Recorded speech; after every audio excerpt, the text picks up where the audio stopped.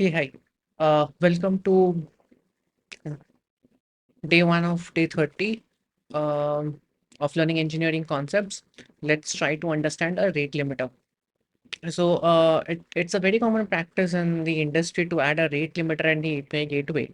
Why do we use a rate limiter? To technically prevent our system from DDoS attacks, from excessive requests that are not supposed to be hit by our systems. Um, So how a rate limiter works? It's technically simple. So the concept is like you configure your system with a set of rules, and each time a request hits your servers, it checks the rule and make sure and then decides whether it needs to throttle that request or let it pass through. So it's as I said, its principal use case is to uh, protect our systems from getting crashed with excessive requests. So and this so just to like just in this example, we have a client, we have our API servers, and here sits our rate limiter. So we there's a very important thing that we need to decide that where to put the rate limiters in. Should it be in the client side? Should it be in the server side? Technically, we should always put the rate limiter on the server side ecosystem so that because the client side code can be updated or can be changed. So it's a very smart or a very good choice to keep the uh, rate limiter in the API gateway mostly because that's our first entry to the system. So yeah, normally nowadays gateways, API gateways comes with default rate limiters, but we can put our own rate limiters or put our own necessary logic into it as well. Um, getting into this, what do these rate limiters send as the response when you get throttled? It sends a 429 429 in the response, sends into the that it sends or informs the client. So few of them being so the API server responds the client with three important headers. One of those headers being X rate limit remaining, which says that the number of requests that are unit of time. X rate limit, which says that what is the number of requests that are limited, the total number of requests that are limited per unit of time, and X limit retry after, which says that how much time is left until you can make the next request. Next, we will start getting into the algorithms that we normally use for rate limiters. So there are majorly five type of algorithms that we use for rate limiters: token bucket, leaking bucket, fixed window counter, sliding window log, and sliding window counter. What is a token bucket? Token bucket is practically you have a bucket and you fill it with tokens. So at each interval of time, with each request coming in, you discard a token, and if you check in the bucket if there are any more tokens left.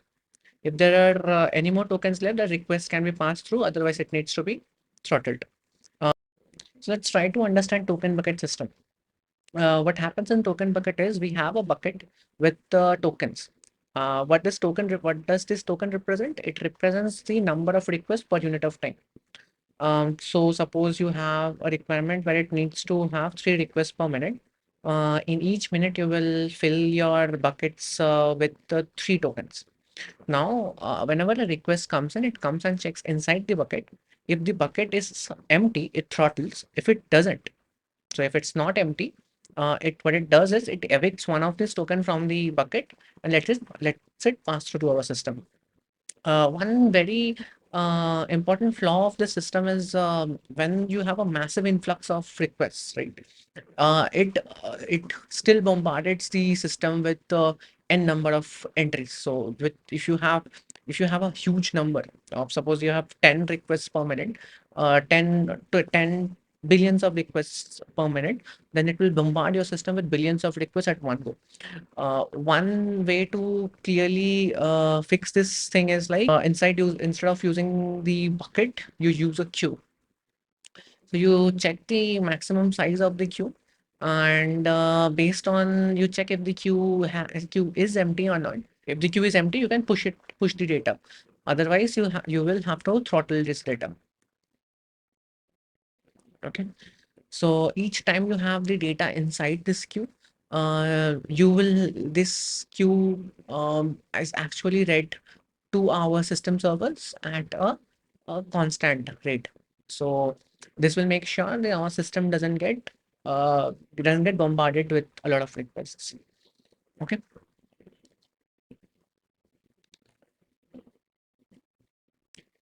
But the flaw of this approach is also this is when there is again an influx of requests, you will fill your queue with a lot of old requests. And if they are not processed in time, and if there's some lag that exists, it will not allow the newer request to pass through or seep through, which creates a trouble again. So this is a leaking bucket algorithm. Uh, there is another approach of doing is that we discussed was to use a fixed window algorithm.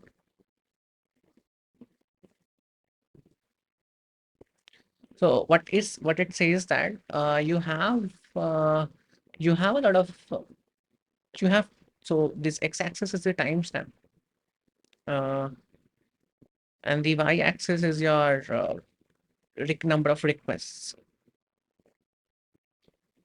So suppose you have intervals, so you will decide that in first, so in every 1 minute you have three requests that can be sent, right? So you will keep a count that whenever a request comes in, you will check whether this request falls within this timeline or not. So if so within 0 to 1, you check the number of requests that have already came. If there is another request that comes in, this two requests will get rejected.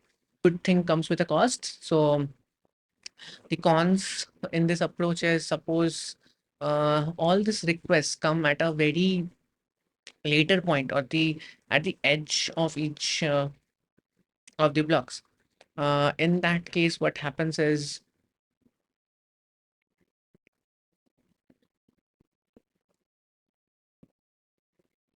in that case, what happens is suppose at time interval 0:49 to 0:60, we have three requests. And from time 1:01 to 1:03, we have three requests. This makes the system hit get gets hit, getting hit by six requests in a span of 13 seconds, which totally violates our constraint. The last and the final approach that we can do is like we're not blindly trusting this and keeping a count instead, like keeping the time, remembering that if you can remember the timestamp. So at zeroth time, first, second, third, fourth. If at 0:49 we remember that we have got our first request, and 0:60 we have our second request, and at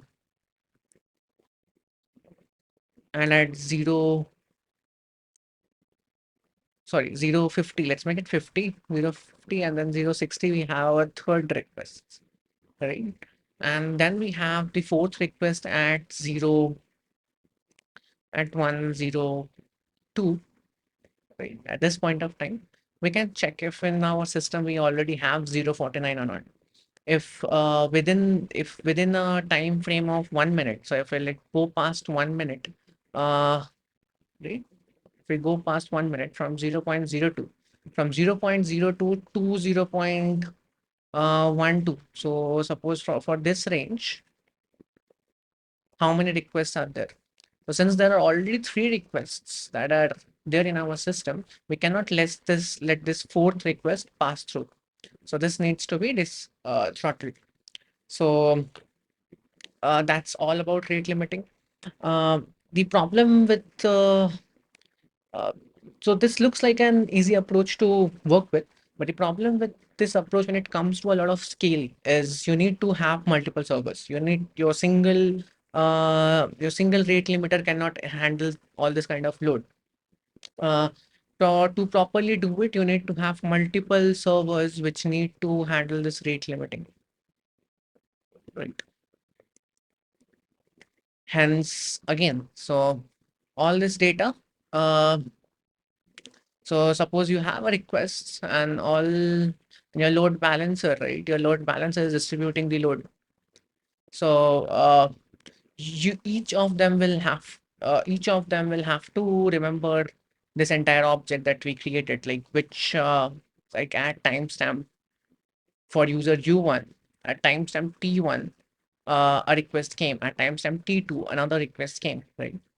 And suppose because of this load balancer and HTTP being stateless, you cannot always rely on the fact that requests for the users one will always go to this system, server one, right? Or you can actually do that. That's also called sticky routing.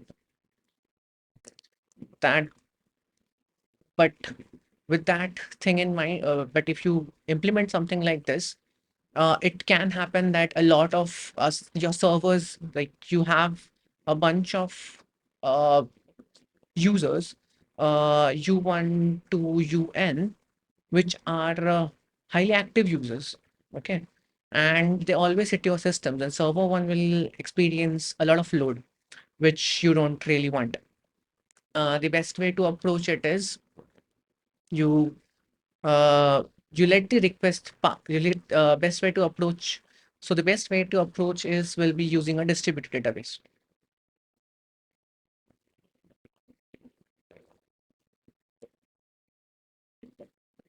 something like a Redis store, and that will make sure your data is safe. Okay. Um, how so keeping so this brings us to another problem. So when you have multiple servers, it will again create this problem of race conditions. So suppose you have two requests that have come in at the almost same time. Okay. And for user U1, user one has picked up this data where the count is currently 2. And you for user U1, this is request 1 and this is request 2. It has picked up the count as 2 again. It has read the count as 2, and now it has updated the count to 2 plus 1, and it has committed it.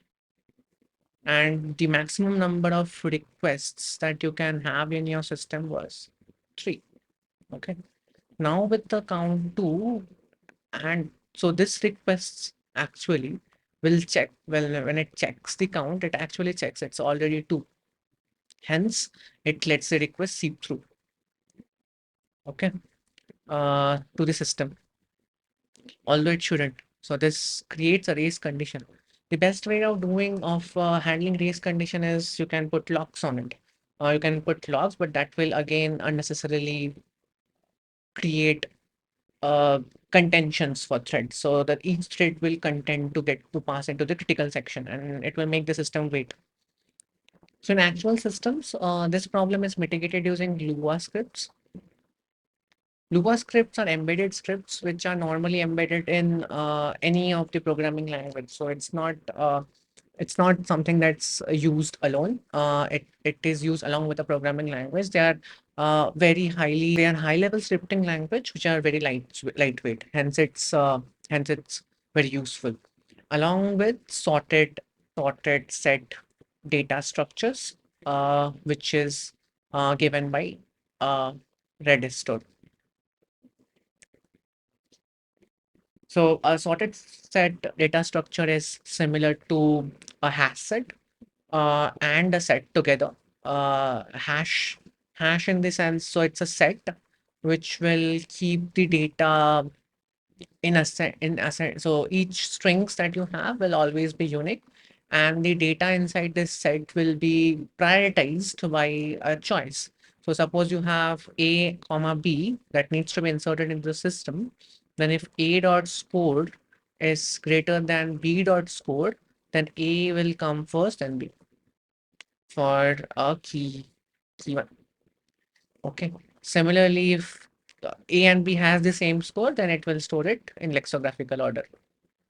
Okay. Let's try to dive deep and try to see how we can build this kind of a rate limiter in-house. So yeah, let's see. Let's get into the ideal and let's start coding.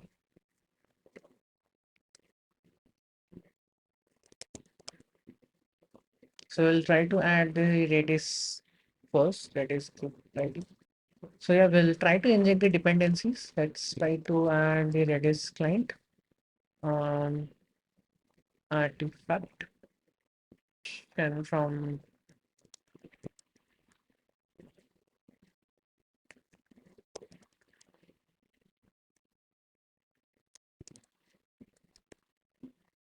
C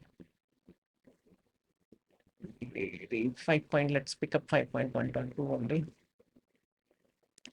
Let's pick the dependency.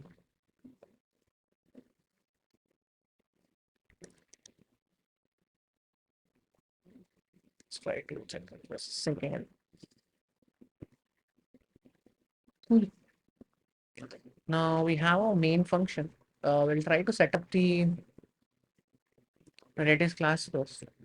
So with the Redis, right?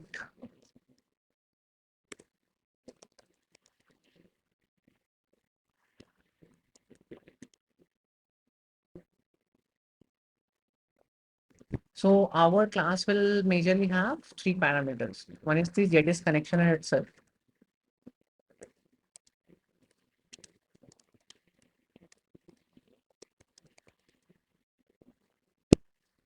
The window size, which we can put it as int,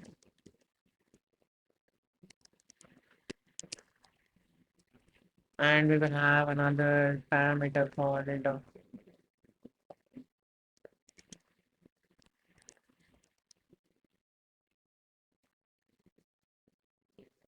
time limit. Sorry. So it's we will have the limit or the number of requests that we can pass. So we will see, we'll create a function. Let's make it public.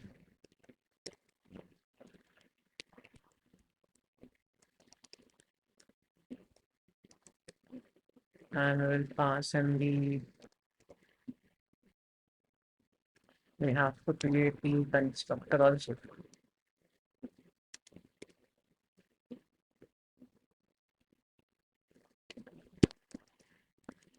Pass the JDS connection, the window size, and the limit. Let's set just the JDS connection to JDS, window size, window size,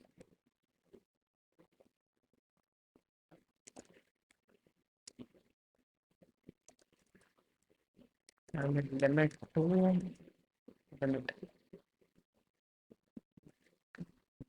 Now, what we need to pass to is allowed as the user ID. So we'll pass the user ID to the system to check if this user should be allowed or should be rate limited. Okay. Now for each user ID, let's try to define the current time. So let's get the current time.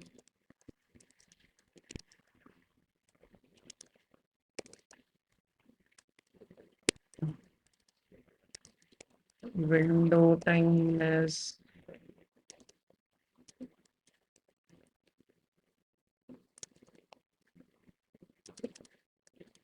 whatever the limit is. We're considering the limit to be in seconds, and the current time is in milliseconds. That's why we multiplied it by 100. Anyways, so we'll try to create or get the count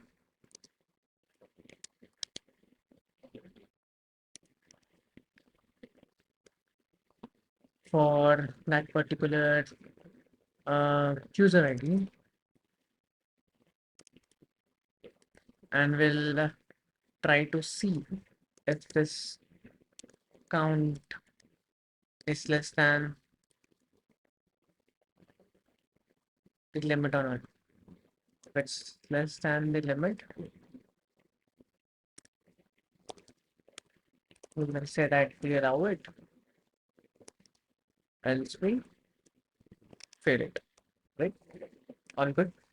Now there are a few things to do. So whenever the count is less than the limit, right, we have to persist it in our system. So let's create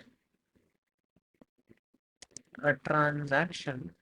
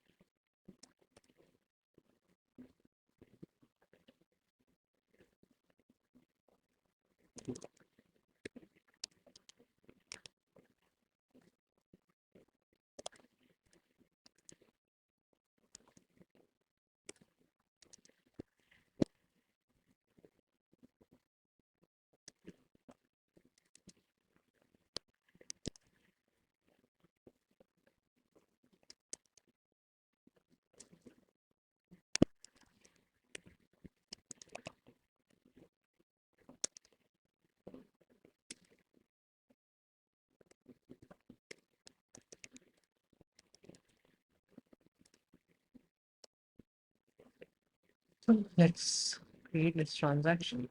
Now we need to do, now let us get into this. So what happens when you have, so just like I explained in this case, right? When you have a case where all these requests, right, we have to check between time 0.02 to 1.02. Okay. All the requests before 0.02 should be discarded from the system because it's it has already passed our benchmark. So whatever time limit frame we had set up, it has passed that. So we need to remove it also. In order to remove it, what we will do is we will ask jedis to remove the range by score.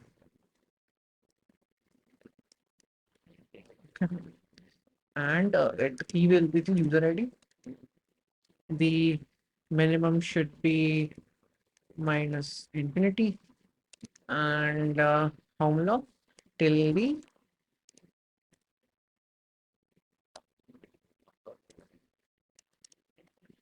window size, like whatever the window size is.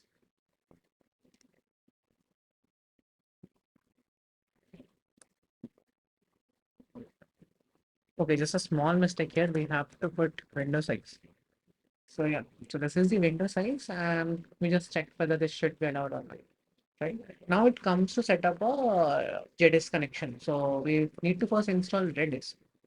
To install Redis, let's go to again Google, and let's see how to you install Redis. Let's install it through Docker itself. Docker and Redis installation setup. Redis install.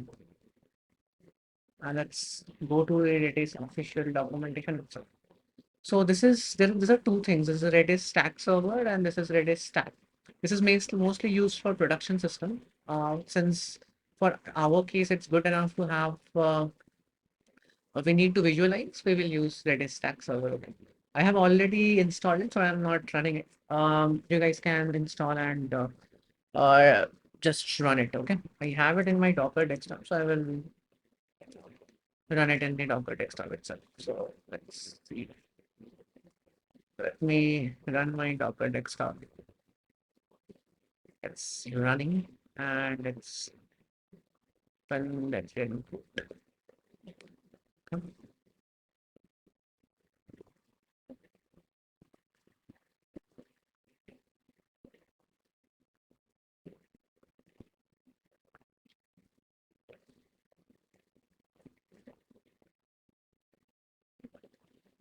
So yes, our Docker is running. Now, now let's try to IntelliJ again.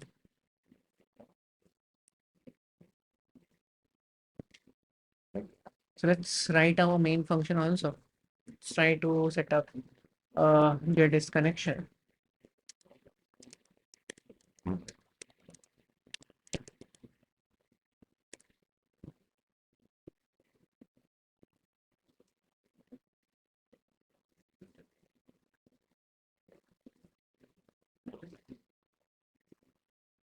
So we have created a jedis connection. Now we have three fields that we need to put in.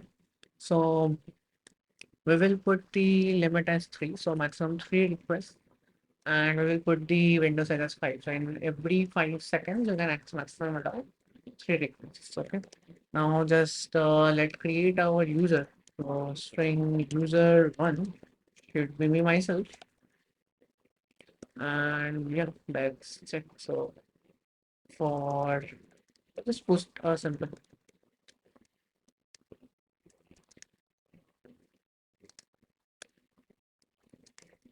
and just try to check if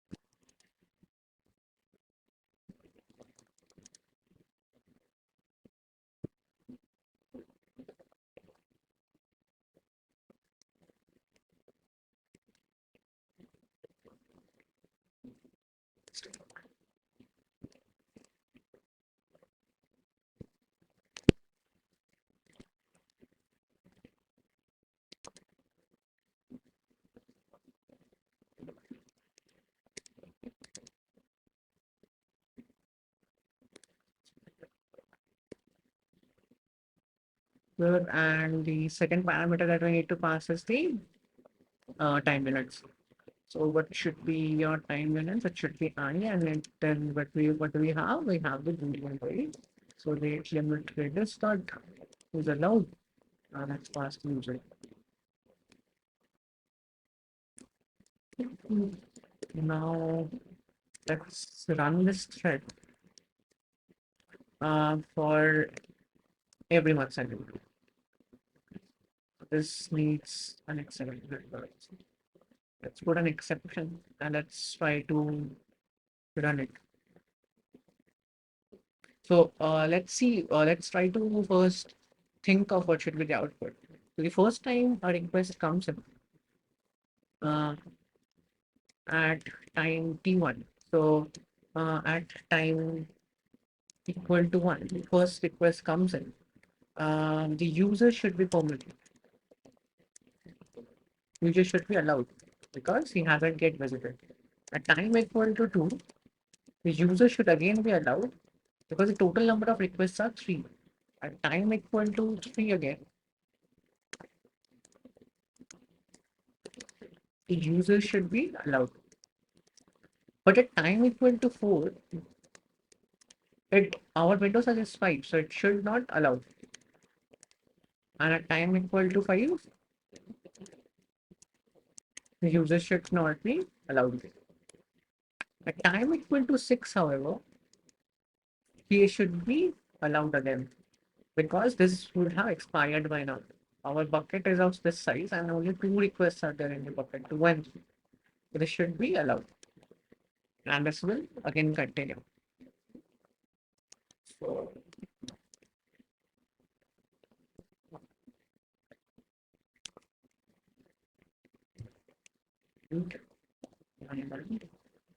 10. So this is our predicted output. Okay. Now let's run and see how this works.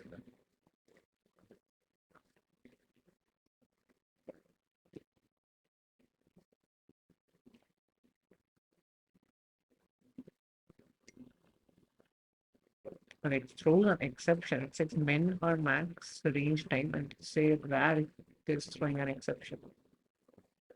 It's throwing an exception.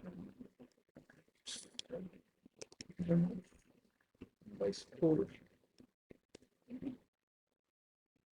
now let's see. Let's try and run the item.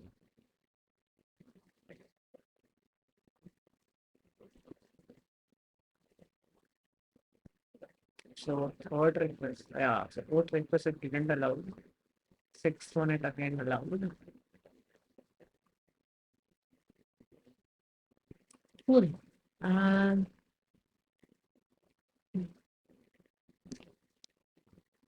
cool. I hope the concepts are clear and probably will help you understand this system, how rate limit works better. Please do give your feedback.